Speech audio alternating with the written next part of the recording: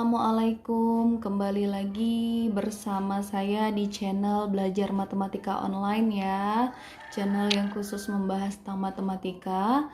Nah, kali ini saya akan membahas cara mudah memahami turunan atau diferensial. Nah, bentuk umum turunan itu jika diketahui misalkan Y itu adalah AX pangkat N. Nah, turunan itu lambangnya aksen ya, ada petik satu di atas itu adalah pangkat si N ini tadi dikalikan ke depan, dikali dengan koefisien A, kemudian pangkat mula-mula berkurang 1. Jadi gini, misalkan fungsi mula-mula itu Y sama dengan A dikali X pangkat N. A ini sebagai koefisien, X variabel, N-nya ini sebagai pangkat. Nah, apabila dilakukan proses turunan atau aksen, langkahnya cuma dua. Yang pertama pangkat dikalikan ke depan, yang kedua pangkat mula-mula dikurang 1. Jadi cuma dua langkahnya ya. Pangkat dikali ke depan, pangkat mula-mula berkurang 1. Nah, ada beberapa sifat-sifat turunan. Yang pertama, sifat yang turunan yaitu jika diketahui fx itu adalah penjumlahan dua fungsi atau pengurangan. Nah, jadi kalau apabila melakukan proses turunan, turunannya adalah turunan fungsi itu ditambah atau dikurang. Nah, jadi kalau fungsinya itu adalah penjumlahan, turunannya juga ditambah. Apabila pengurangan, turunannya juga dikurang. Jadi nggak ada masalah di sini ya. Nah, kedua sifatnya adalah jika fungsi itu adalah berupa konstanta. Nah, kalau dia konstanta, turunannya f aksen adalah 0 karena turunan dari konstanta adalah 0. Kemudian yang kedua, jika fungsi itu adalah bentuk perkalian dari dua buah fungsi, misalkan U dikali V.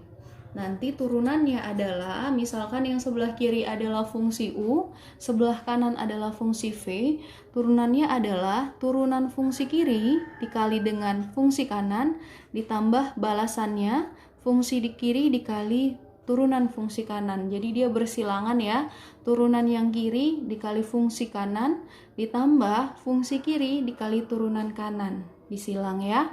Nah, ini tadi sifat yang ketiga. Sekarang sifat yang keempat, jika fx itu berupa pembagian. Nah, kalau tadi perkalian dua fungsi, ini pembagian dua fungsi, U per V. Kalau seperti ini bentuknya, turunannya nanti adalah, misalkan yang di atas fungsi U di bawah fungsi V, apabila fungsi ini diturunkan, nanti rumusnya adalah turunan yang atas dikali fungsi bawah. Nah, disilang kayak tadi. Bedanya kalau di sini tadi tambah, kalau bagi-bagi dia dikurang. Balasannya fungsi atas dikali turunan bawah dibagi lagi dengan fungsi bawah dikuadratkan. Nah, itu dia ya 4 sifat turunan diferensial yang sering keluar di ujian UN atau SBMPTN. Coba sekarang kita bahas contoh soalnya. Yang pertama, fx adalah x pangkat 3 tambah 2x kuadrat tambah 7x tambah 10. Nah, ingat ya, tadi yang saya bahas di awal, sifat umum turunan hanya dua langkah. Fungsi pangkat kali ke depan, pangkat mula-mula berkurang 1. Ini pangkat 3 kali ke depan. 3x, kemudian pangkat mula-mula yang 3 ini dikurangin 1, jadi pangkat 2. Tambah, kita ulangi lagi tadi, 2 kali ke depan, 2 kali 2, 4. Pangkat mula-mula 2 kurang 1, jadi pangkat 1. Kemudian 7, ini pangkatnya 1 kali ke depan, 7. Pangkat mula-mula 1 dikurang 1 habis, pangkat 0. Sedangkan konstanta, ini sifat yang kedua tadi turunannya 0. Jadi proses penurunan kita selesai sampai di sini karena turunan 10 adalah 0. Berarti sudah stop. Sekarang yang kedua, kita ulangi lagi langkah yang tadi. F aksen X sama dengan pangkat kali ke depan, 3 dikali 1/3 jadi 1. Pangkat mula-mula berkurang 1 jadi 2. Tambah 2 pangkat kali ke depan, 2 kali 3/2, 3. Pangkat mula-mula berkurang 1 jadi pangkat 1. Ditambah 1 dikali 7, 7, pangkat mula-mula berkurang 1, habis. Sekarang yang ketiga, ini adalah bentuk perkalian dua fungsi. Kita misalkan fungsi U 2x tambah 7, U aksen berarti turunannya 2x, turunannya 1 kali 2, 2, 7 ini konstanta, berarti turunannya 0. Sekarang yang V itu kita misalkan X kurang 5, V aksen berarti 1 kali ke depan 1. Nah, aturannya tadi F aksen X adalah U aksen dikali V ditambah U dikali V aksen. Kita silangkan ya, U aksen 2 dikali V X kurang 5 ditambah U 2X tambah 7 dikali V aksen 1. Kita distributifkan ya, masukkan ke dalam 2 dikali X 2X, 2 dikali minus 5 min 10 ditambah fungsi ini dikali 1 berarti tetap 2X tambah 7. Kita jumlahkan yang sesuku, 2X tambah 2X 4X min 10 tambah 7 dikurang 3. Selesai. Sekarang kita bahas dua contoh lagi. Yang keempat masih bentuk perkalian ya. U adalah X kuadrat ditambah 7, berarti U aksen 2 kali ke depan, pangkat mula-mula berkurang 1, jadi 2X. Sedangkan yang V, 2X kurang 10, V aksen berarti 1 dikali 2, pangkat mula-mula berkurang 1, habis. Nah, rumusnya F aksen X adalah U aksen V ditambah U dikali V aksen.